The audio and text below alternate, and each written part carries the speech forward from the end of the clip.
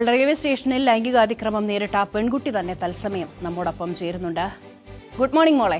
ഇപ്പോൾ ആ സമൂഹ മാധ്യമങ്ങളിട്ട വീഡിയോ നമ്മൾ കാണുകയായിരുന്നു.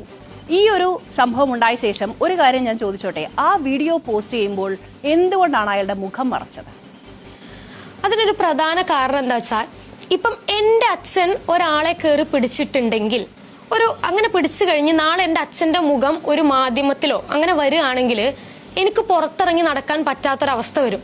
ഓക്കെ, അതാണ് ആ കുട്ടി അയാളുടെ മുഖം പുറത്തേക്ക് വിടാഞ്ഞത്. ആളെ പോലീസ് അറസ്റ്റ് ചെയ്തു. ആളുടെ ഫോട്ടോയാണ് നിങ്ങൾ സൈഡിൽ കണ്ടോണ്ടിരിക്കുന്നത്. ആളുടെ ഫോട്ടോ മാധ്യമങ്ങൾ തന്നെയാണ് പുറത്തു വിട്ടിട്ടുള്ളത്. അതിനുശേഷം ഈ ഒരു പെൺകുട്ടി ഷെയറും ചെയ്തു. ഈ പെൺകുട്ടി ഒരു വിക്ടിം ആയതുകൊണ്ട് അവരുടെ മുഖം കാര്യങ്ങളൊന്നും പുറത്ത് കാണിക്കാൻ പറ്റില്ല എന്നുള്ള കാര്യം നമുക്കറിയാം. പക്ഷെ ന്യൂസ് ചാനലിൽ അവരിത് മറക്കുന്നുണ്ട്. സ്വന്തം ചാനൽ വഴി അവർ ഓൾറെഡി ഇത് പറഞ്ഞതുകൊണ്ട് നമുക്കത് കാണിച്ചതുകൊണ്ട് തന്നെ, അതുകൊണ്ടാണ് മുഖം കാണിച്ചുകൊണ്ടുള്ള വീഡിയോ ഇപ്പൊ ചെയ്യുന്നത്. അവർ അങ്ങനെ അവർ പ്രൊഫൈൽ ഇട്ടത് കൊണ്ടാണ്. ഓക്കെ, അപ്പോ ഇത്ര അനുഭവങ്ങൾ വരുമ്പോ കയ്യും കെട്ടി നോക്കി നിൽക്കുന്ന ആ ഒരു പ്രവണത ആരും ചെയ്യാതിരിക്കുക. സ്വന്തം മക്കള് ഇതേ അവസ്ഥയിലൂടെ കടന്നു പോകുമ്പോൾ നിങ്ങളൊക്കെ മനസ്സിലാവുള്ളൂ എന്നുള്ളതാണ്. പരമാവധി ഇത്ര വാർത്തകൾ കാണുമ്പോൾ ഇതെന്തിനാ നമ്മൾ നോക്കുന്നത് എന്നുള്ള ധാരണയിൽ പോവാതെ അതെന്താണെന്ന് കൂടി ഇത് മനസ്സിലാക്കിയിട്ട് നാളെ നമ്മുടെ മക്കൾക്ക് അതേ അവസ്ഥ വരാതിരിക്കാൻ എന്തെങ്കിലും ഒരു മുൻകരുതൽ എടുക്കാനെങ്കിലും ചിലപ്പോൾ ഉപകാരപ്പെടും എന്നുള്ളതാണ്. തുടർന്ന് കാണാം. സംഭവം അച്ഛൻ ചെയ്തത് തെറ്റാണ്, ഒക്കെ അതെ. പക്ഷെ നാട്ടുകാർക്ക് എൻ്റെ അച്ഛനൊരു കുറ്റവാളിയോ അല്ലെങ്കിൽ എന്തോ ആയിക്കോട്ടെ, പക്ഷെ എനിക്കത് എൻ്റെ അച്ഛനാണ്. അപ്പൊ ഞാൻ നാളെ പുറത്തിറങ്ങുമ്പോ, നിന്റെ അച്ഛനല്ലേ, നിന്റെ അച്ഛൻ, ഇതാ മറ്റേ പിടിച്ച പെണ്ണ് കേസിലെ ആ പ്രതിയാണെന്ന് പറയുമ്പോൾ എനിക്കുണ്ടാവുന്ന മാനസിക പ്രശ്നമുണ്ട്. നാളെ ഞാനും പുറത്തിറങ്ങി നടക്കേണ്ട ഒരാളാണ്. ഇയാൾക്ക് ഒരു ഭാര്യയുണ്ട്, മക്കളുണ്ട് എന്ന് പറയുന്നുണ്ട്. പക്ഷേ നാളെ ഇയാളുടെ ഭാര്യ ഇയാളുടെ ഫേസ് എന്തായാലും അയാൾ നാണം കെട്ടു. പക്ഷേ ഓക്കെ, മുഖം കാണിക്കാതിരിക്കാനുള്ള പ്രധാനപ്പെട്ട കാര്യം എന്താ? ഇത് തന്നെ. അയാളുടെ മക്കൾ നാളെ പുറത്തേക്ക് ഇറങ്ങി നടക്കുമ്പോൾ നാളെ ആ ഒരു പേര് വെച്ച് വിളിക്കരുത് എന്നുള്ള ആഗ്രഹം കൊണ്ടാകാം. പക്ഷെ മാധ്യമങ്ങൾ വലിയ രീതിയിൽ തന്നെ ഒരു ഫോട്ടോയും കാര്യങ്ങളൊക്കെ വെച്ച് പ്രചരിപ്പിച്ചു. ഇന്ന ആളാണെന്ന് മനസ്സിലാക്കുന്നു. മുഖം കാണിക്കണം എന്ന് തന്നെയാണ് എന്റെ അഭിപ്രായം. കാരണം നാളെ ഇവൻ ഇതേ കാര്യം തന്നെ ചെയ്തുകൊണ്ടിരിക്കുകയാണെന്നുണ്ടെങ്കിൽ അത് എന്താ അവസ്ഥ ആലോചിച്ച് നോക്കിയേ. ഇനിയും നമ്മളുടെ മക്കളെ, പെങ്ങന്മാരെ, ഭാര്യേനൊക്കെ ഇങ്ങനെ എന്ത് സുരക്ഷയിലാണ് നമ്മൾ പുറത്ത് വിടുന്നത്? നമ്മുടെ രാജ്യത്ത് സ്ത്രീകൾക്ക് ഭയങ്കര സുരക്ഷയുണ്ടെന്നൊക്കെ പറയും. പക്ഷെ കാര്യത്തോട് അടുക്കുമ്പോൾ ഒന്ന് പോടാ എന്ന് പറയുന്ന അവസ്ഥയാണ് നമുക്ക് എല്ലാവർക്കും അറിയാലേ. ഒരുപാട് പീഡിപ്പിക്കപ്പെട്ട പെൺകുട്ടികൾക്ക് ഇപ്പോഴും ഒരു നീതിയും കിട്ടാതെ നടക്കുന്നത് നമ്മൾ കണ്ടിട്ടുണ്ട്. പീഡിപ്പിക്കപ്പെടൽ മാത്രമല്ല, മരണം വരും. അതായത് കൊലപാതകം പോലും സംഭവിച്ചിട്ട് പോലും എവിടെ എത്തിപ്പെടാത്ത കാര്യങ്ങൾ നമുക്കറിയാം. ഈ വൃത്തികേടുകൾ ചെയ്ത ആളുകൾക്കൊക്കെ പെട്ടെന്ന് ജാമ്യം കിട്ടുന്നു. നമ്മുടെ മുന്നിലൂടെ തന്നെ ഈ നെഞ്ചും വിരിച്ച് ഇളിഞ്ഞ് അങ്ങോട്ട് നടക്കും എന്നുള്ളതാണ്. നമ്മളെവിടെയും ഇത്തരം പ്രശ്നങ്ങൾ കാണുമ്പോൾ മാറിപ്പോകരുത്.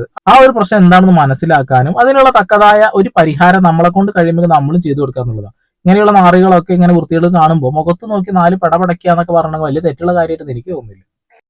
എനിക്ക് കുറെ മെസ്സേജസ് വരുന്നുണ്ട്. എനിക്കറിയാം, ഞാൻ ഭയങ്കര ഹാപ്പിയാണ്. ഞാൻ ഭയങ്കര ഹാപ്പിനെസ്സിനെക്കാളും ഞാൻ ഭയങ്കര പ്രൗഡായിട്ടുള്ള ഒരു മൊമെന്റിലാണ് ഞാനിപ്പോൾ നിൽക്കുന്നത്.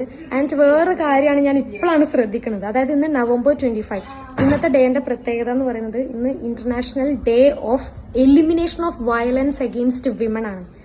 ഇന്നത്തെ ഡേന്റെ പ്രത്യേകത അതാണ്. വിമണിനെതിരെയുള്ള വയലൻസ് എലിമിനേറ്റ് ചെയ്യുന്ന ഒരു ഡേ ആണ്. ആൻഡ് ആ ഡേയിലാണ് ഇന്ന് കംപ്ലീറ്റ് ന്യൂസ് ചാനലിൽ എൻ്റെ ഒരു ലൈവ് ഓൺ എയർ പോയത്. ഭയങ്കര പ്രൗഡാണ്. ആൻഡ് ഈ കുറേ എന്തൊക്കെയോ മനസ്സിലുള്ളത് പറഞ്ഞപ്പോഴേ ഒരു സമാധാനം, സീരിയസ്ലി ഭയങ്കര സമാധാനം എന്നൊക്കെ പറഞ്ഞാൽ ഇങ്ങനെ കുറെ ഉള്ളിലുണ്ടായ എന്തൊക്കെയോ സാധനങ്ങൾ ഇങ്ങനെ പൊട്ടിപ്പോയ പോലെ. പിന്നെ എന്നോട് കുറെ ആൾക്കാർ ചോദിക്കുന്നുണ്ട്, ഈ ഓക്കെ അല്ലേ എന്ന് ചോദിക്കുന്നുണ്ട്. എല്ലാവരും മെസ്സേജും ഇങ്ങനെ കുറെ അങ്ങനെ ആയോണ്ടേ ഞാൻ ടോട്ടലി ഓക്കെയാണ്. ഇപ്പം ഞാൻ കംപ്ലീറ്റ്ലി ഫൺ. എൻ്റെ മുഖത്ത് ചിരി കാണുമ്പോൾ തന്നെ എനിക്ക് മനസ്സിലാവുണ്ടാവും ഞാൻ ടോട്ടലി ഓക്കെയാണ്. ആൻഡ് സ്നേഹിച്ചതിനും സപ്പോർട്ട് ചെയ്തതിനും എല്ലാവർക്കും ഭയങ്കര ഓക്കെ, ഈ കുട്ടി ഭയങ്കര ഇമോഷണൽ ആയിട്ട് ആകെ സങ്കടത്തിൽ തകർന്ന് തരിപ്പണായിട്ടാണ് ഒരു വീഡിയോ ചെയ്തിട്ടുണ്ടായിരുന്നത്. ആ ലൈവ് നമ്മൾ എല്ലാവരും കണ്ടതാണെന്നുള്ളതാണ്. അതിനുശേഷം ഏകദേശം ഇന്നലെയാണ് ആ വീഡിയോ വൈറലാവുന്നത്. ഇന്ന് ആളെ പോലീസ് പൊക്കി. അത് കൃത്യമായിട്ട് ആളവിടെ പരാതിപ്പെട്ടിട്ടുണ്ടായിരുന്നു. പോലീസ് പൊക്കി ഇന്നല്ല, അത് ഓൾറെഡി പൊക്കിയതാണ്. പക്ഷെ മാധ്യമങ്ങൾ ഈ ഒരു വാർത്ത വലിയ രീതിയിൽ ചർച്ച ചെയ്തു എന്നുള്ളതാണ്. ഇത്തരം വാർത്തകൾ കാണുമ്പോൾ ദയവ് ചെയ്ത് നമ്മൾ എല്ലാവരും ചെയ്യേണ്ട ഒരു കാര്യമുണ്ട്, ജനങ്ങളിലേക്ക് എത്തിക്കാനുള്ള ശ്രമം നടത്തുക. ആളുകൾ അറിയട്ടെ. ഇങ്ങനെയുള്ള നാറുകൾ നാളെ സ്വന്തം മക്കളെ പോലും ഈ രീതിയിൽ ചെയ്യില്ല എന്നൊന്നും പറയാൻ കഴിയില്ല. ചില ഞരമ്പ് രോഗികൾ എന്തൊക്കെയാ കാണിച്ചു കൂട്ടുന്നൊന്നും പറയാൻ കഴിയില്ല. ബസ്സിലാണെന്നുണ്ടെങ്കിലും ട്രെയിനിലാണ് എങ്കിലും ഇപ്പോ വല്ല തിരക്കുള്ള സ്ഥലങ്ങളിൽ, ഉത്സവ പറമ്പുകള്, അല്ലെങ്കിൽ ഇപ്പൊ മെട്രോ സ്റ്റേഷന്റെ സൈഡിലൂടെ ഒക്കെ നടന്നു പോകണമെന്നുണ്ടെങ്കിൽ നമ്മളെ സബ്വേ റോഡിലൂടെ ഒക്കെ പോകുമ്പോൾ ഭയങ്കര തിരക്കായിരിക്കും. പരമാവധി കിട്ടുന്ന അവസരമാണ് ഇതെന്ന് കരുതിക്കൊണ്ട് ഓരോ വൃത്തികൾ ചെയ്യുന്ന കുറെ നാറികളുണ്ട് എന്നുള്ളതാണ്. ഒരു പെൺകുട്ടി ഒറ്റപ്പെടുമ്പോൾ ഇതാണ് എന്റെ അവസരം എന്ന് കരുതിക്കൊണ്ട് ചില നാറികൾ വന്ന് അവരെ ആക്രമിക്കുന്ന നമ്മൾ കണ്ടിട്ടുണ്ട്. അങ്ങനെ കാടത്ത സ്വഭാവമുള്ള ആളുകൾ ഉണ്ട് നമ്മുടെ ഈ സമൂഹത്തിൽ എന്നുള്ളതാണ്. അവരെ കണ്ടെത്താൻ വലിയ ബുദ്ധിമുട്ടായിരിക്കും.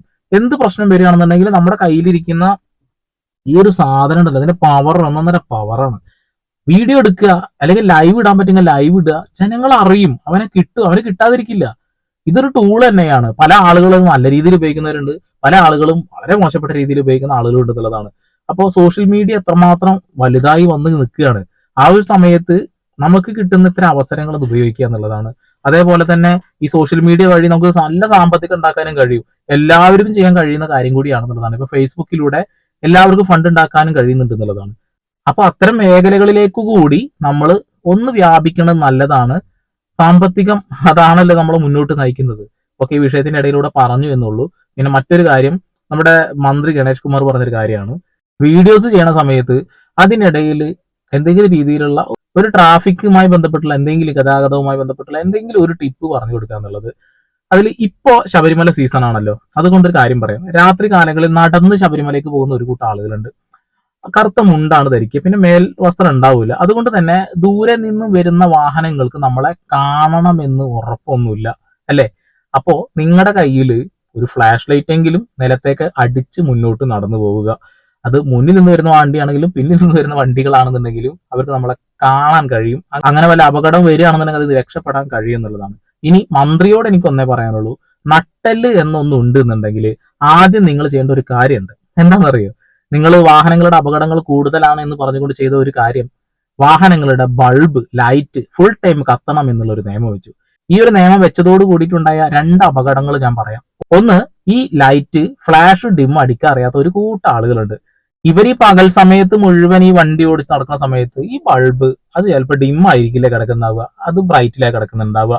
ഈ ഫ്ലാഷ് എന്ന് പറഞ്ഞ ബ്രൈറ്റ് തന്നെ കേട്ടോ. ഈ ഒരു സാധനം രാത്രി ഓടിച്ച് അങ്ങോട്ട് പോവര്, മുന്നിൽ നിന്ന് വരുന്ന വാഹനങ്ങൾക്ക് കണ്ണിന് ബുദ്ധിമുട്ടാവും. ഇനി മറ്റേ ഏറ്റവും വലിയൊരു അപകടം ഞാൻ പറഞ്ഞേക്കാം. മഞ്ഞ ബൾബ് ആയിരുന്നു ആദ്യമൊക്കെ. മഞ്ഞ ബൾബ് ഓപ്പോസിറ്റ് വരുന്ന ഒരാളുടെ വണ്ടിയിൽ മഞ്ഞ ബൾബ് ആണെങ്കിലും നമുക്ക് വലിയ ബുദ്ധിമുട്ടില്ലാതെ യാത്ര ചെയ്ത് പോകാൻ പറ്റാറുണ്ട്. പക്ഷേ മുന്നിൽ നിന്ന് വരുന്ന വാഹനങ്ങളുടെ വെള്ള വെളിച്ചങ്ങൾ ഈ LED സിസ്റ്റത്തിലേക്ക് മാറ്റിയതോട് കൂടിയിട്ട് ഈ വെളിച്ചം അങ്ങ് പരന്ന് കിടക്കും. ഈ വണ്ടി ഓടിക്കുന്ന ആൾക്കും ഇതേ വെളിച്ചം കൊണ്ട് കണ്ണ് കാണില്ല, ഓപ്പോസിറ്റ് വരുന്ന ആൾക്കും ഈ ലൈറ്റ് കാരണം കണ്ണ് കാണില്ല. വലിയ ബുദ്ധിമുട്ടാണ്. ഞാൻ അതാ പറഞ്ഞത്, നട്ടലുണ്ട് എന്നുണ്ടെങ്കിൽ ആദ്യം മാറ്റേണ്ടത് ആ വെള്ള വെളിച്ചം, അതൊന്ന് മാറ്റി. ഫുൾ ടൈം ലൈറ്റ് കത്തിച്ചോളി, കുഴപ്പമൊന്നുമില്ല. രാത്രിയിൽ ഏറ്റവും കൂടുതൽ അപകട സാധ്യത ഉള്ള ഒരു ലൈറ്റാണത്. ഇപ്പൊ എന്റെ കയ്യിലുള്ള ബൈക്കിനും ഇതേ ലൈറ്റ് ആണെന്നുള്ളതാണ്. വലിയ ബുദ്ധിമുട്ടാണ്. ഓപ്പോസിറ്റ് വരുന്നവനും കണ്ണ് കാണൂല, ഓടിക്കുന്ന എനിക്കും കണ്ണ് കാണൂല. അപ്പൊ അതിലൊരു മാറ്റം വരുത്താൻ കഴിയുക ചെയ്യും, അത്ര ഞാൻ പറയുന്നുള്ളൂ. ഇത്തരം വാർത്തകൾ കാണുമ്പോൾ ദയവ് ചെയ്ത് ഒന്ന് നോക്കെങ്കിലും ചെയ്യാം. അപ്പൊ വീണ്ടും ഒരു പുതിയ അപ്ഡേഷൻ ആയിട്ട് സന്ദീപ് ഇടപ്പാൾ സൈനിങ് ഓഫ്.